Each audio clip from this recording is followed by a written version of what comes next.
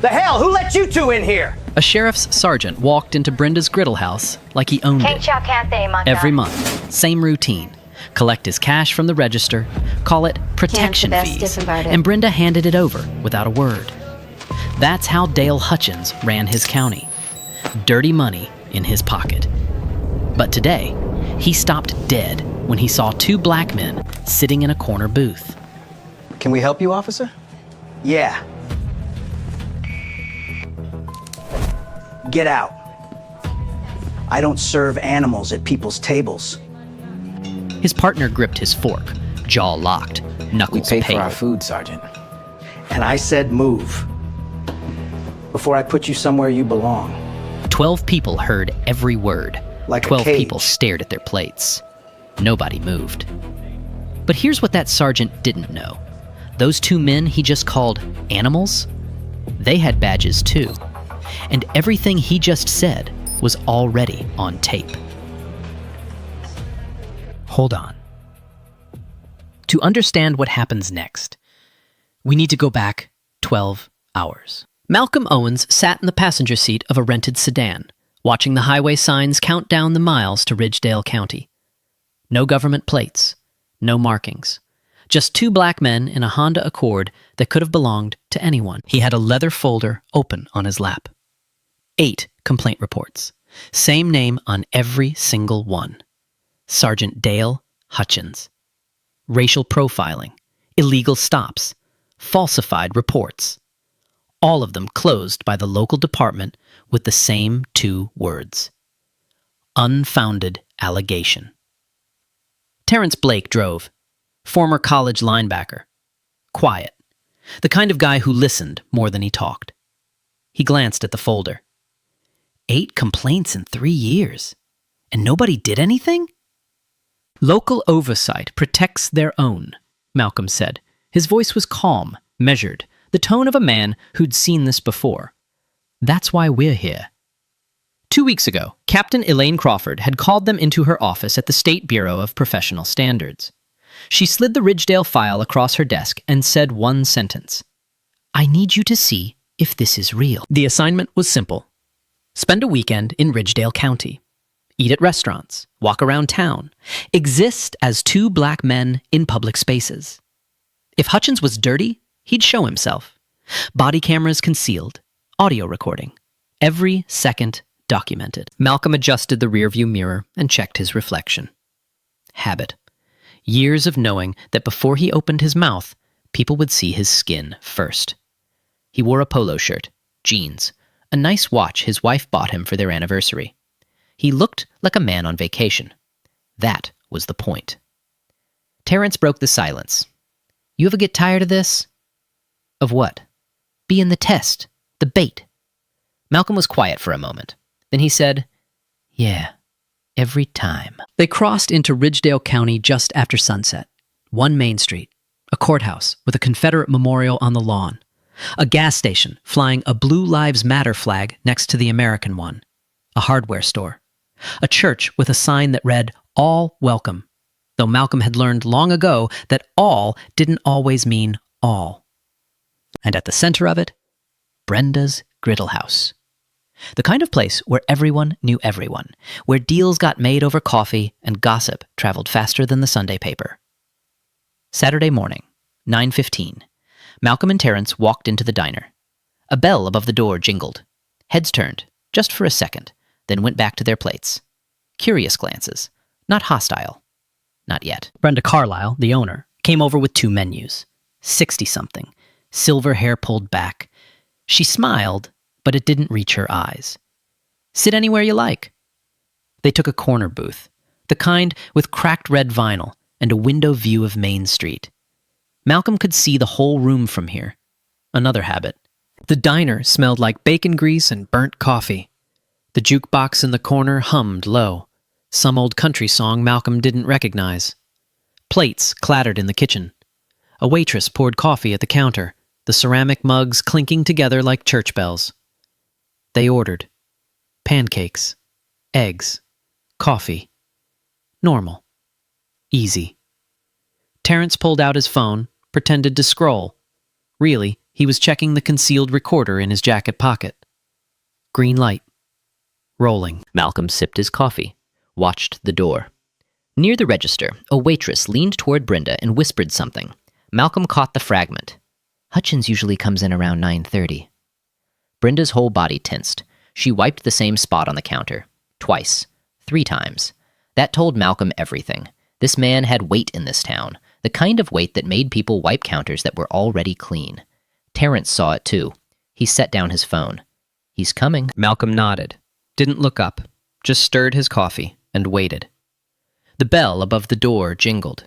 Dale Hutchins walked in, full uniform, Ridgedale County Sheriff's Office patch on his shoulder, gun belt sitting heavy on his hips, mirrored sunglasses pushed up on his buzz-cut head, even though the sun wasn't in his eyes. Behind him, a younger deputy, mid-20s, Cody Lassiter, skinny kid with a fresh haircut and a uniform that looked like it still had creases from the package. The diner went half silent. Forks slowed. Conversations dropped to murmurs. Brenda straightened up behind the register like a student when the principal walks into class. Hutchins didn't head to the counter, didn't wave at the regulars. His eyes swept the room in one practiced motion and locked onto the corner booth where Malcolm and Terrence sat. He walked straight toward them. His boots hit the tile floor with that deliberate cop rhythm. Slow, heavy.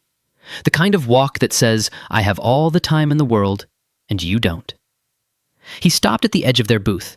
Didn't sit, didn't lean. Just stood there, looking down at them like a man inspecting something he stepped in. Morning. His voice was casual, almost friendly. You boys passing through? Malcolm set down his coffee cup, looked up, met his eyes. Just having breakfast. Uh-huh. Hutchins tilted his head. Where you stayin'? Terrence glanced at Malcolm, then back at Hutchins. Is there a reason you're asking? The shift was instant. Hutchins's jaw tightened, his shoulders squared, the friendly mask cracked just a little. I'm asking because I'm asking. That a problem? No problem, Malcolm said, voice even. We're not staying anywhere. Just came in for food. Right. Hutchins pulled a small notepad from his belt, clicked a pen. I'm going to need to see some ID. Malcolm didn't move. For eating pancakes? For being in my county, Hutchins said. Not loud, not quiet, just flat, matter of fact, like it was the most reasonable thing in the world. Deputy Lassiter shifted his weight behind Hutchins. His eyes flicked between the booth and the floor. He looked like he wanted to be anywhere else. Malcolm reached into his jacket, slowly, visibly, 2 fingers, and pulled out a wallet, slid his driver's license across the table. Out of state, clean, current. Terrence did the same.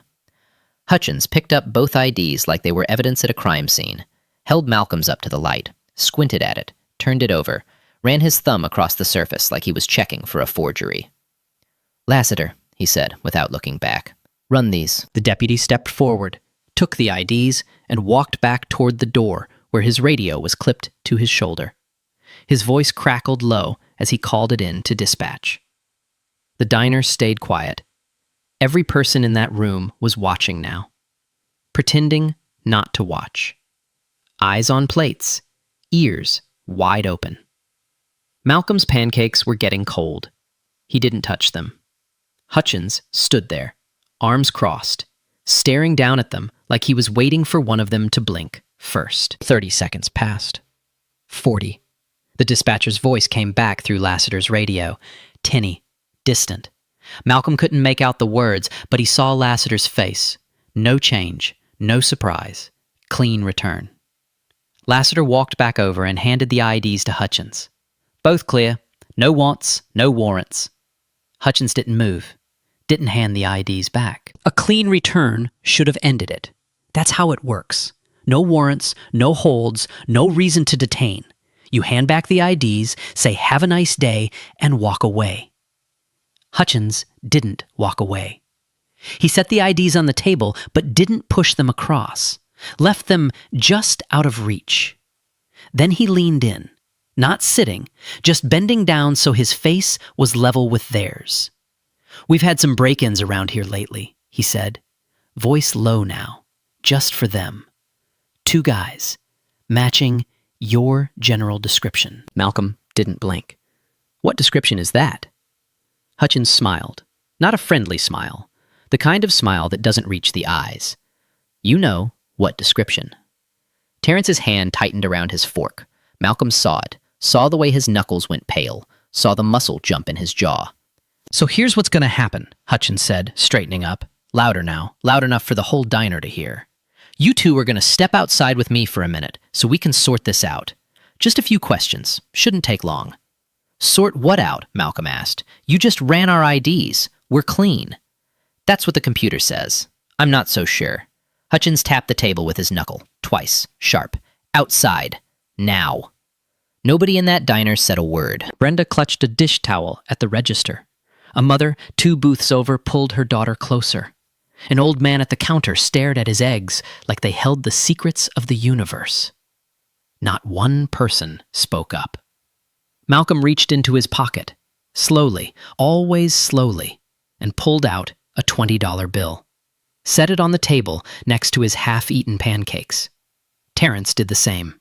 They stood up. Malcolm buttoned his jacket. One button at a time. Every movement deliberate. Controlled. Hands visible. No sudden motions. The choreography black men learn before they learn to drive. Hutchins stepped back, gestured toward the door with his chin. After you. They walked, Hutchins behind them, Lassiter behind Hutchins. Every eye in that diner tracked them to the door. The bell jingled again as they stepped outside into the bright Saturday morning sun. The parking lot was gravel. Hot already. The kind of heat that makes the air shimmer. Hutchins' patrol car sat in the handicap spot. No placard, no reason. Just because he could. Over here, Hutchins said, pointing to the front of the cruiser. Hands on the hood. Malcolm stopped, turned. Sergeant, with respect, what's the probable cause here? Probable cause is I said so. Hands on the hood. Both of you. Terrence looked at Malcolm. Malcolm gave the smallest nod. They stepped forward, placed their hands flat on the hood of the cruiser. The metal was hot, scorching. Malcolm felt it through his palms. He didn't flinch. Hutchins keyed his radio. Dispatch, this is Hutchins. I'm at Brenda's with 2 suspicious individuals, requesting a backup unit to my location. Suspicious individuals. That's what they were now. 2 men, eating pancakes. Suspicious. The dispatcher's voice came back. Copy that, Sergeant. Unit en route. Malcolm's concealed body camera was recording everything. Every word, every angle. The sun glinting off Hutchins's badge. The way his hand rested on his belt. The way Lassiter stood off to the side, staring at the ground like he was trying to disappear. Terrence's audio recorder was running in his jacket pocket, crystal clear, time-stamped. Hutchins walked around to the trunk of their rental car, stood there, looked at Malcolm. Pop it. Do you have a warrant? I don't need a warrant. Pop the trunk, or I'll pop it myself. Malcolm reached into his pocket, slowly, always slowly, and pressed the key fob. The trunk clicked open. Hutchins lifted it, looked inside. A duffel bag, a laptop case, a jacket, normal travel stuff. He unzipped the duffel, pulled out clothes, shook them, tossed them back in, opened the laptop case, rifled through papers. What exactly are you looking for, Sergeant? Malcolm asked. His voice was calm, but there was an edge now, sharp, thin. I'll know it when I see it, Hutchins muttered. He found nothing, because there was nothing to find. He slammed the trunk shut, walked back around, stood behind Malcolm and Terrence with his arms crossed. A second patrol car pulled into the lot, gravel crunching under the tires. 2 more deputies got out. Now it was 4 officers, for 2 unarmed men, eating pancakes. Hutchins briefed them, loud enough for Malcolm and Terrence to hear. Suspicious individuals, out-of-state plates, uncooperative, possible connection to recent break-ins. None of that was true. Not one word. One of the new deputies, older, gray at the temples, glanced at Malcolm and Terrence, then back at Hutchins. He didn't say anything, but his face said plenty.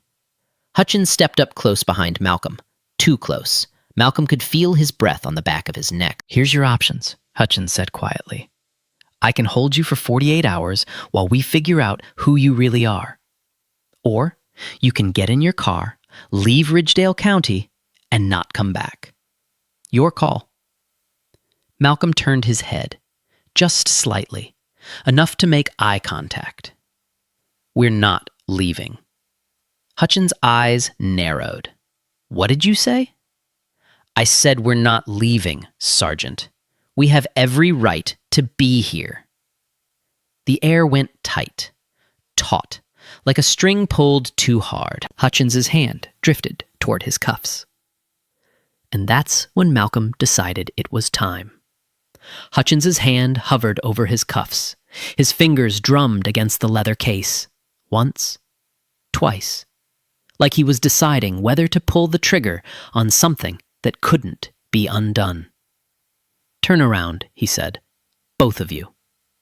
Malcolm and Terrence stayed facing the cruiser, hands still on the hood. The metal burned against their palms. Neither one moved. I said turn around. Malcolm spoke without turning his head. Are we under arrest, Sergeant? You will be if you don't do what I say. On what charge? Hutchins stepped closer, so close Malcolm could smell the coffee on his breath. Obstruction, resisting, failure to comply, take your pick. Terrence's jaw flexed, his whole body went rigid. Malcolm could feel the tension radiating off him like heat off asphalt. Terrence, Malcolm said quietly, easy. Hutchins heard it. He stepped around to Terrence's side, leaned in. Oh, so you're the hot-headed one, huh? The one who's going to do something stupid? Terrence didn't answer, didn't look at him, just stared straight ahead at the diner windows where faces were pressed against the glass. Hutchins laughed, low, mean. Yeah, that's what I thought. All bark. He walked back to Malcolm, pulled a pair of black gloves from his belt, latex, snapped them on, slow, deliberate. The sound cracked in the quiet parking lot. Hands behind your back, Hutchins said. For what? Malcolm asked. Pat down. Standard procedure. We already complied with your illegal stop and illegal search. Now you want to put your hands on us? Hutchins grabbed Malcolm's wrist. Hard. Yanked it behind his back. Malcolm's shoulder twisted. Pain shot down his arm. He didn't make a sound. I don't remember asking your opinion, Hutchins said into his ear. He patted Malcolm down, rough, aggressive, hands running up his legs, along his sides, across his chest. Every motion designed to humiliate, to remind Malcolm who had the power here. He found the phone in Malcolm's pocket, pulled it out, looked at the screen. This unlocked? No, unlock it. That's my personal property. You have no right. Hutchins cut him off. I've got every right. Unlock it, or I'll assume you're hiding something. Malcolm stared at him, silent, calculating. Hutchins tossed the phone onto the hood of the cruiser, screen down. It clattered against the metal. Fine. We'll get a warrant. Hold you till it comes through. See how patient you feel in a cell. He moved to Terrence. Did the same thing. Hands rough, invasive. Terrence's breath came hard through his nose, his fists clenched. Unclenched. Relax, big guy, Hutchins said, patting his shoulder like they were old friends. I'm just making sure you're not carrying anything you shouldn't be. He found Terrence's phone, held it up. This one unlocked? Terrence didn't answer. Hutchins smiled, tossed it onto the hood next to Malcolm's. 2 guys with locked phones. That's interesting. Real interesting. He stepped back, pulled off the gloves, tossed them onto the ground. Then he turned to Lassiter and the 2 other deputies standing a few feet away. Every time, Hutchins said, loud, casual, like he was talking about the weather. Every damn time these people roll through town, something goes missing. Every single time. Lassiter shifted his weight, looked at his boots. The other 2 deputies didn't react, just stood there, stone-faced, silent witnesses. Malcolm turned his head, just enough, caught Hutchins's eye. These people? Hutchins shrugged. You said it, not me. The mask was off now, fully, completely. This wasn't about break-ins, wasn't about probable cause or procedure or public safety. This was about skin, about power, about a man in the uniform deciding who belonged and who didn't. Hutchins walked over to the rental car, crouched down, looked at the license plate, ran his fingers along the frame like he was searching for something hidden.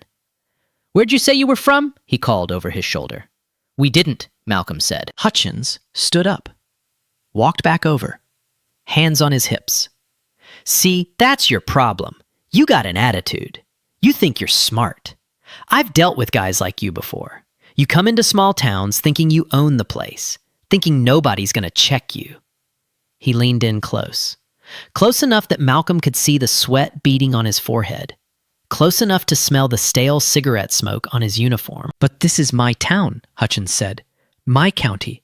And I decide who gets to walk around free and who doesn't. You understand that?" Malcolm's voice was ice. "I understand you perfectly, Sergeant." Something flickered in Hutchins' eyes. Anger. Or maybe recognition.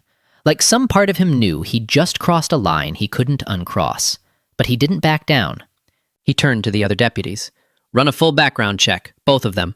I want employment history, known associates, prior addresses, everything." One of the deputies hesitated. "Sergeant, we already ran their IDs." "I said run it again," Hutchins snapped. "And this time, dig deeper." The deputy nodded, walked back to his cruiser. Hutchins turned back to Malcolm and Terrence. "You two are going to stand right here. Don't move. Don't talk. Don't even breathe wrong. You got me?" They didn't answer. Minutes passed. 5. 10. The sun climbed higher. Sweat dripped down Malcolm's back. His arms ached from holding them behind him, but he didn't move, didn't complain. This was the test. This was what they came for. Hutchins paced, back and forth, gravel crunching under his boots. He kept glancing at them, then at the diner, then back at them, like he was waiting for something, an excuse, a reaction, anything to justify what he'd already decided to do. Finally, he stopped in front of Malcolm. "You know what I think?" Hutchins said. "I think you two are running something. Drugs, maybe. Stolen goods. Something. Nobody drives 3 hours just to eat pancakes in the middle of nowhere." "We're not running anything," Malcolm said. "Prove it." "I don't have to prove anything. That's not how this works." Hutchins' face went red. His hand shot out, grabbed Malcolm's collar, twisted it, pulled him forward. "Let me tell you how this works," Hutchins hissed. Spit flecked his lips. "You do what I say, when I say it, or you spend the weekend in a cell. That's how this works." Lassiter stepped forward. "Sergeant, stay back, Lassiter." Lassiter froze, hands half raised. He looked at Malcolm, then at Hutchins, then at the ground. Hutchins let go of Malcolm's collar, shoved him back against the cruiser. "Last chance. Get in your car. Leave. Don't come back, or I arrest you both right now for obstruction, resisting, and whatever else I feel like adding." The threat hung in the air, heavy, final. Malcolm straightened his collar, smoothed it down, looked Hutchins dead in the eye. "No," he said. Hutchins blinked. "What?"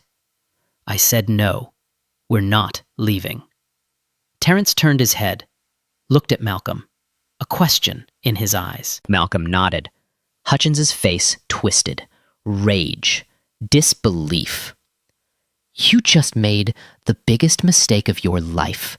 He reached for his cuffs. Hutchins pulled the cuffs from his belt, metal gleaming in the sun. "Turn around. Hands behind your back. You're under arrest." Malcolm didn't move, and that's when everything changed. Holy shit.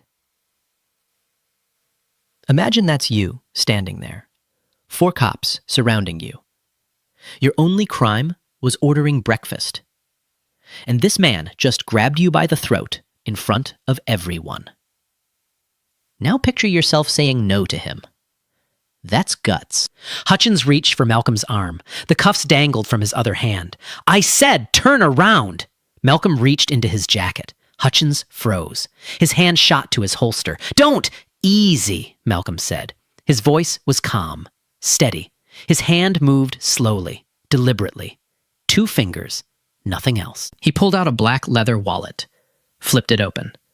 Gold badge, state seal, engraved letters that read, Bureau of Professional Standards, Internal Affairs Division. The air went dead silent. Hutchins stared at the badge. His mouth opened, closed, opened again. No words came out. Malcolm's voice changed, still calm, but different now. Carrying weight, authority.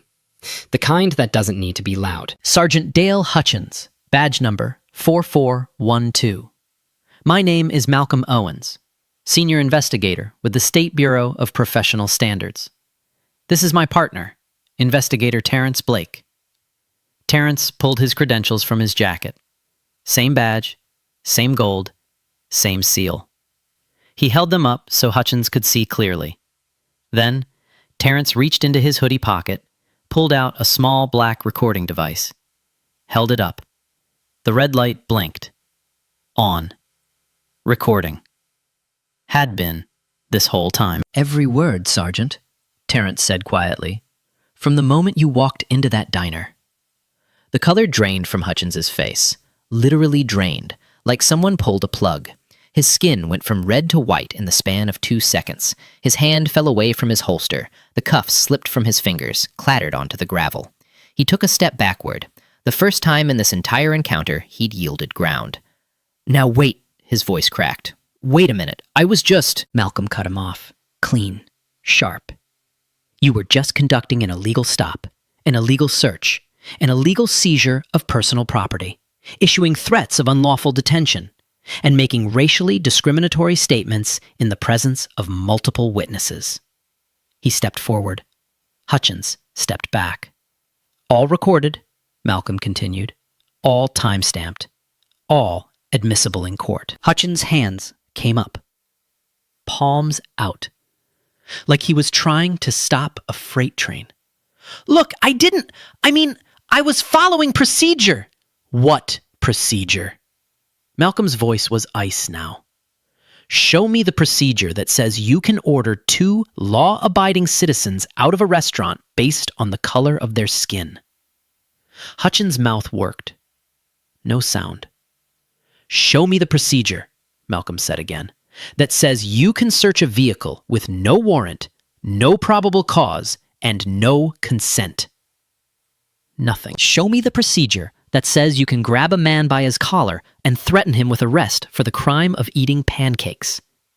Hutchins looked around, desperate, like he was searching for a lifeline. His eyes landed on Lassiter. Lassiter took 3 steps backward, hands raised, shaking his head, distancing himself, physically and symbolically. The 2 other deputies did the same. One of them actually turned around, faced the other direction, like he couldn't bear to watch. Malcolm pulled out his phone, the one Hutchins had thrown onto the hood of the cruiser, unlocked it with his thumb, tapped the screen, held it to his ear. Captain Crawford, he said. Professional, clipped. This is Owens. We have more than enough. Requesting immediate suspension and custodial escort for Sergeant Dale Hutchins, Ridgedale County Sheriff's Office. Hutchins' knees actually buckled, just slightly, like the ground shifted under him. Malcolm listened for a moment. Yes, ma'am. Multiple civil rights violations, illegal detention, illegal search, discriminatory language, all on body cam and audio. I'll send you the files within the hour. He paused. Affirmative. We're holding position. He lowered the phone, looked at Hutchins.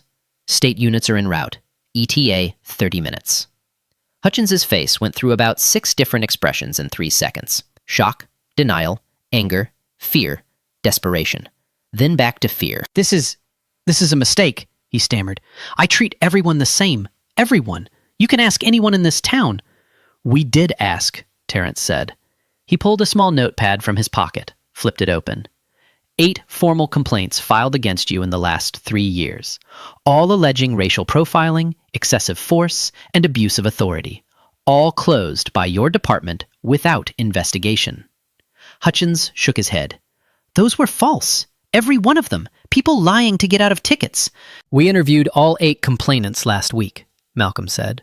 Their stories match, right down to the words you used, the same words you used on us today. The diner door swung open. Brenda Carlyle stepped out onto the porch. hand over her mouth, eyes wide. Behind her, faces pressed against the glass, the whole diner watching now.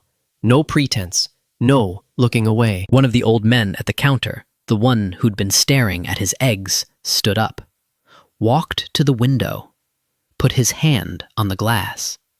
His lips moved. Malcolm couldn't hear it, but he could read it. About damn time. Hutchins tried again, scrambling now. I was doing my job, that's all, just doing my job. Your job, Malcolm said, is to serve and protect, not to humiliate, not to target people based on skin color, not to abuse your authority because you think nobody's watching. He stepped closer, close enough that Hutchins had to look up at him now. The power dynamic had completely inverted, flipped, like a switch.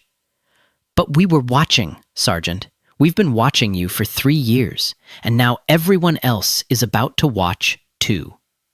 Hutchins opened his mouth, closed it. His shoulders sagged. Lassiter spoke up. His voice was quiet, shaky. Sergeant Hutchins, I think you should stop talking. Maybe call a lawyer. Hutchins turned to him. Lassiter, you know I'm not... Tell them I'm not... Lassiter looked at the ground. I can't tell them anything, Sergeant. I was here. I saw what I saw. Hutchins's face crumpled. Malcolm pulled out a small card from his wallet. Miranda rights printed on it. He held it up. Sergeant Dale Hutchins, you are not under arrest at this time. However, you are being relieved of duty pending an internal affairs investigation. You have the right to remain silent. You have the right to legal representation. Anything you say from this point forward can and will be used in administrative and criminal proceedings. He lowered the card. Do you understand these rights as I've explained them to you? Hutchins didn't answer. He just stood there, staring at nothing. In the distance, sirens, faint, getting louder. 2 unmarked black sedans pulled into the parking lot. State vehicles. No lights, no drama. Just quiet, professional efficiency. 4 agents in plain clothes stepped out, badges on their belts. They walked over to Malcolm. One of them, a woman in her 50s, gray hair pulled back, extended her hand. Investigator Owens, Captain Crawford sends her regards. Malcolm shook her hand. Appreciate the quick response. She looked at Hutchins. No expression, just cold assessment. Sergeant Hutchins, I'm Agent Marsh with the State Bureau of Professional Standards. You're hereby relieved of active duty. I need your service weapon, your badge, and your keys. Hutchins stood there, frozen. Sergeant, she said again, firmer. Your weapon. Now. His hands shook as he unbuckled his gun belt, handed it over. Then his badge, then his keys. Agent Marsh handed them to another agent, turned back to Hutchins. You'll be escorted to the county administration building for formal processing. You're not under arrest, but you are not to leave the state. Do you understand? Hutchins nodded. Barely. Out loud, please. I understand, he whispered. 2 agents flanked him, walked him to one of the sedans, opened the back door. He got in. The man who'd ordered 2 black men out of a diner was now the one being removed. The door closed. The sedan pulled away.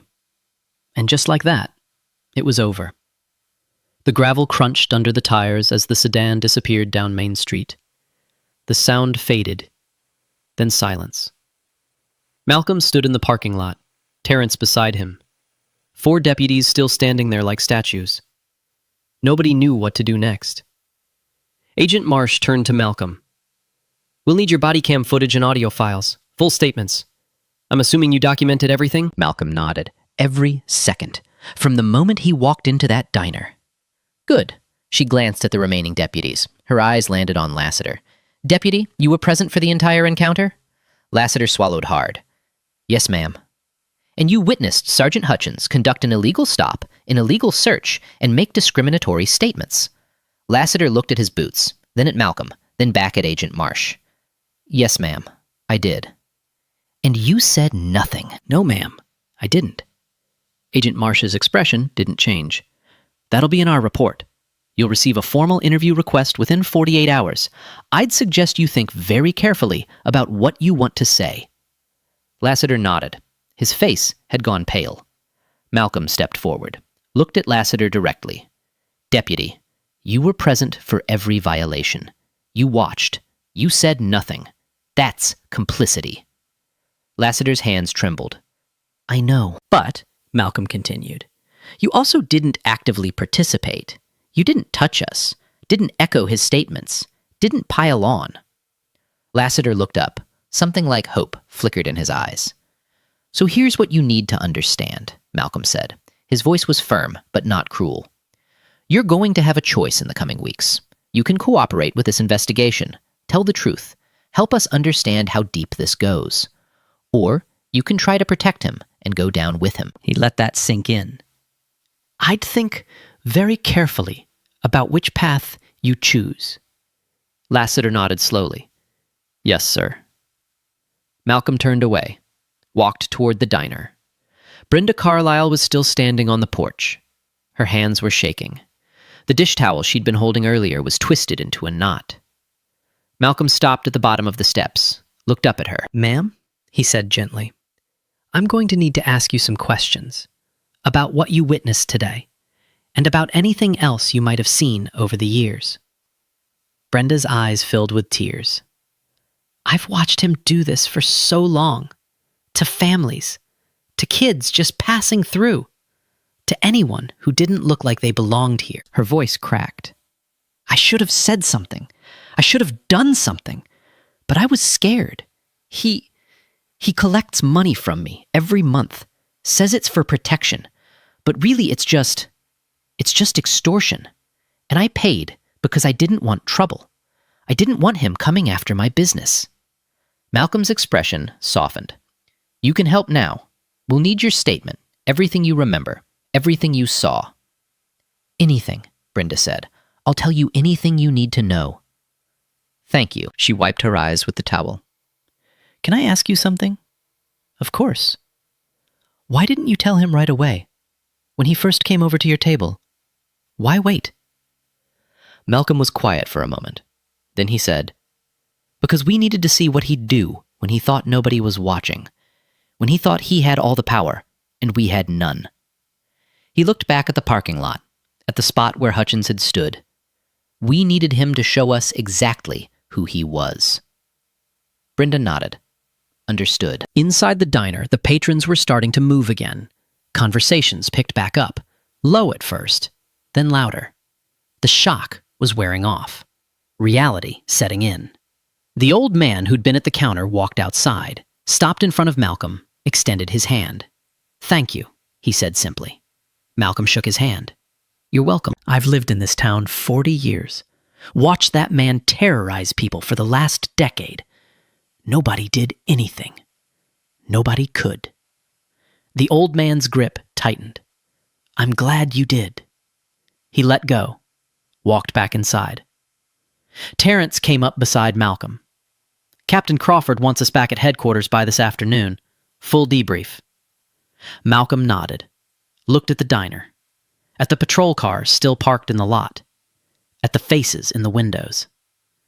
"You think this'll change anything?" Terrence asked quietly. Malcolm thought about that.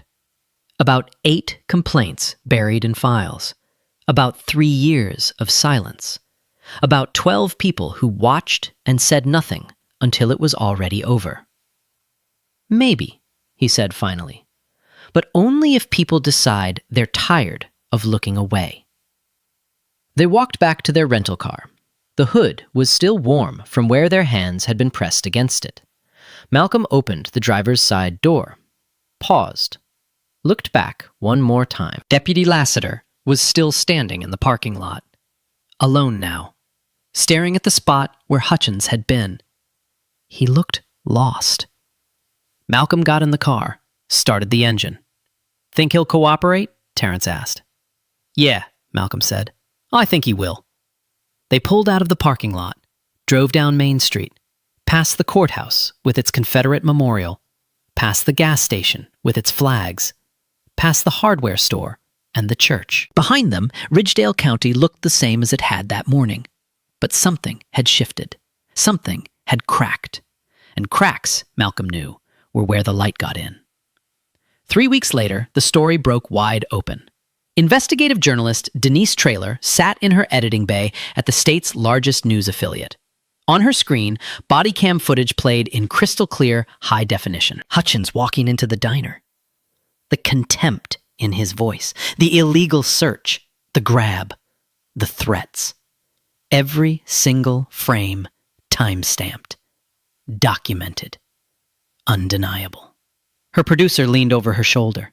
"When can we air this?" "Tonight," Denise said. "Lead story." At 6 o'clock, the footage hit the airwaves. By 6:15, it was on social media. By 7, it had 500,000 views. By midnight, it had gone viral. The comment section exploded. Thousands of people sharing their own stories, names of other officers in other counties who'd done the same thing. Hashtags trended. Hashtag Ridgedale County. Hashtag Hutchins exposed. Hashtag badges don't mean immunity. Civil rights organizations issued statements. The ACLU, the NAACP, local advocacy groups, all demanding accountability. The Ridgedale County Sheriff's Office switchboard lit up like a Christmas tree. Hundreds of calls, emails flooding the inbox. Sheriff Tom Bradshaw called an emergency press conference. Stood behind a podium with the county seal on it, cameras flashing. "Sergeant Hutchins's behavior does not represent the values of this department. We have zero tolerance for discrimination of any kind." A reporter shouted from the back. "Sheriff, you had 8 complaints against Hutchins. Why were they all dismissed?" Bradshaw's jaw tightened. Those complaints were reviewed by our internal oversight committee and deemed to be without merit at the time. All 8 of them? That was the determination, yes.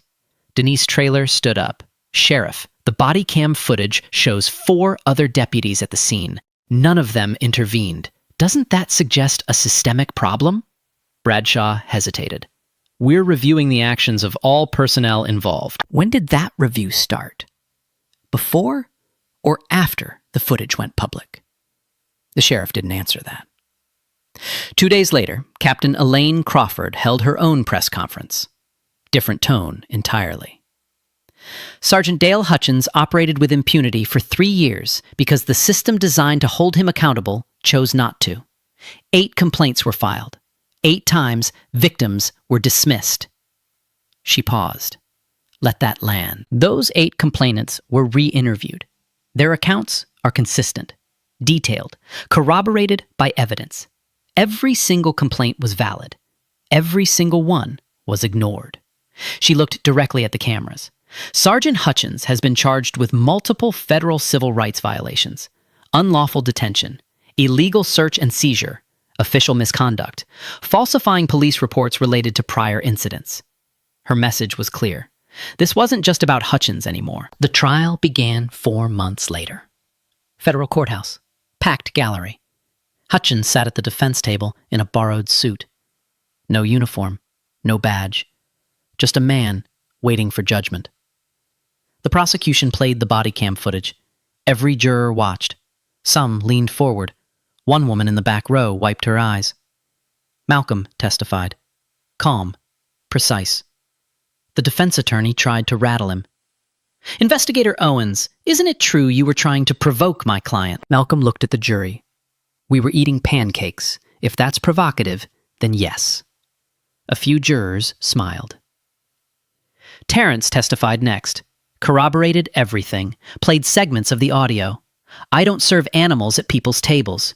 Get your black asses out that door." The jury heard it all. Brenda Carlisle took the stand. Her voice shook. "I watched him target people for years. Families on road trips, college kids, anyone who didn't look like they belonged. I didn't report it because I was afraid." She looked at the jury. "I'm ashamed I didn't speak sooner." Deputy Lassiter testified under a cooperation agreement. He'd resigned 2 weeks after the incident. "Did you witness Sergeant Hutchins conduct an illegal stop?" "Yes." "Did you witness him make racially discriminatory statements?" "Yes." "And did you intervene?" Lassiter looked at his hands. "No, I didn't. I was afraid of what he'd do to my career." I was wrong. Hutchins took the stand against his lawyer's advice. It was a disaster. He contradicted himself repeatedly, claimed he was just following procedure, but couldn't name the procedure. The prosecutor destroyed him. Sergeant Hutchins, what procedure allows you to order paying customers out of a restaurant based solely on their race? It wasn't about race. Then what was it about? Hutchins stammered. They looked suspicious. Suspicious how? They didn't fit. Didn't fit into a public restaurant. Because of what, exactly? No answer. The jury deliberated for 4 hours. Guilty. All major counts. The judge sentenced him 3 weeks later. Mr. Hutchins, you wore a badge for 22 years. You swore an oath to protect and serve all citizens. Instead, you used that badge as a weapon.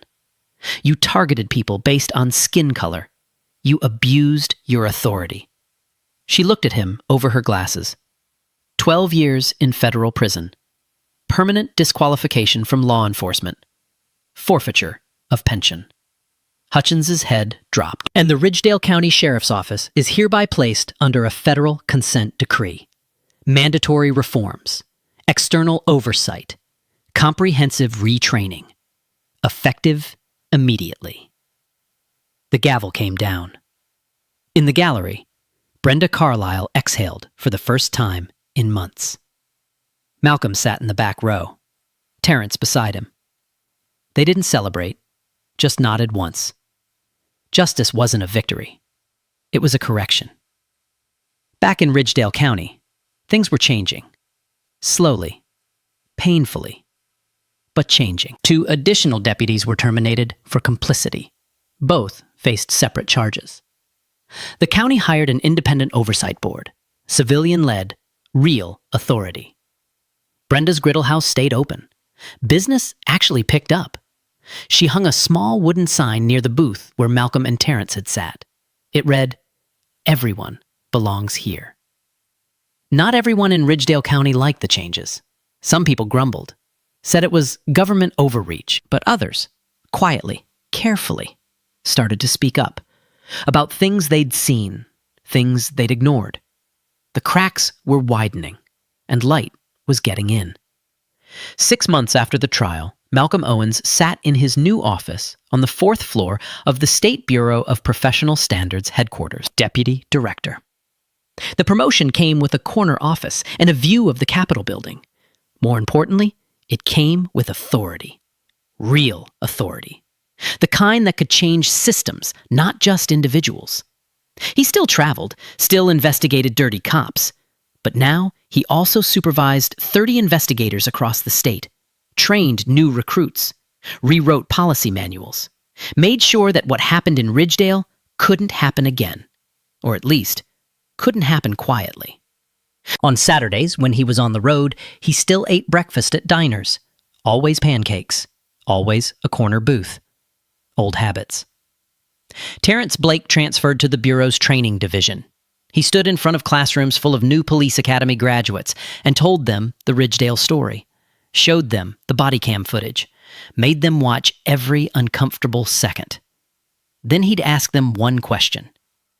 What would you have done if you were Deputy Lassiter? The room always went silent. That silence was the point. Cody Lassiter resigned from law enforcement the week after he testified. He spent 3 months doing nothing, just thinking, processing, figuring out who he wanted to be. Then he enrolled in law school. He was 30 years old, starting over, carrying the weight of what he'd witnessed and what he'd failed to do. He gave an interview to Denise Traylor 6 months later, sat across from her in a coffee shop, no cameras, just a conversation. I spent 3 years watching, he said. Watching Hutchins target people, watching him abuse his authority. And I said nothing.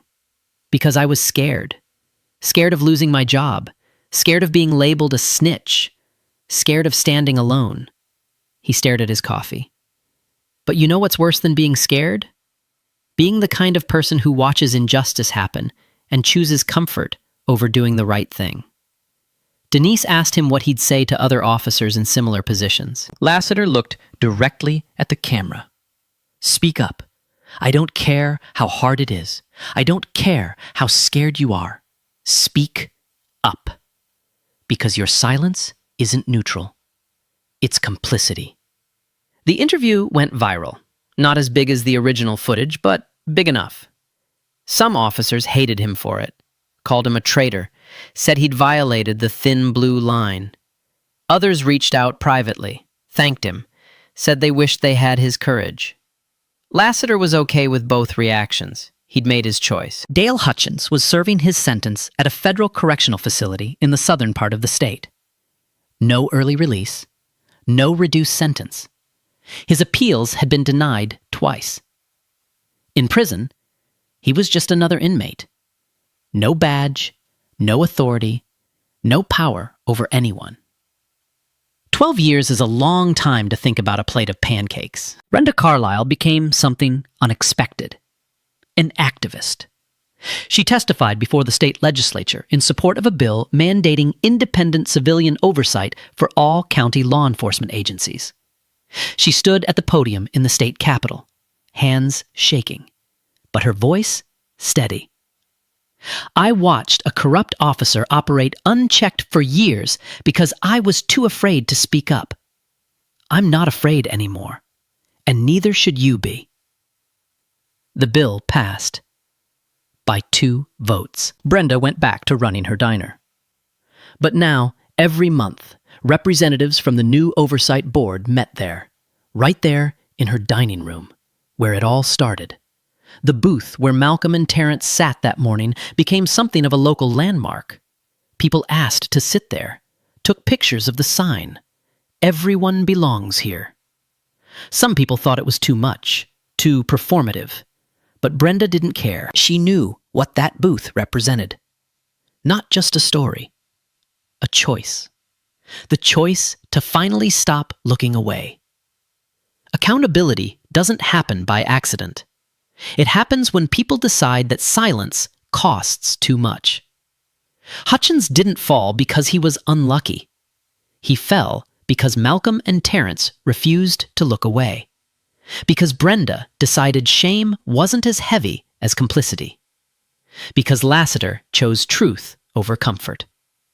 The system protects itself until enough people decide it shouldn't. Wait, this story's fiction, but imagine you're sitting in that diner. You hear those words. You see those badges. Do nothing. What do you do? That's the real question. Drop a comment. Have you seen this happen? What did you do? If this hit you, like it, share it, subscribe. Stay loud. Never let anyone tell you where you don't belong.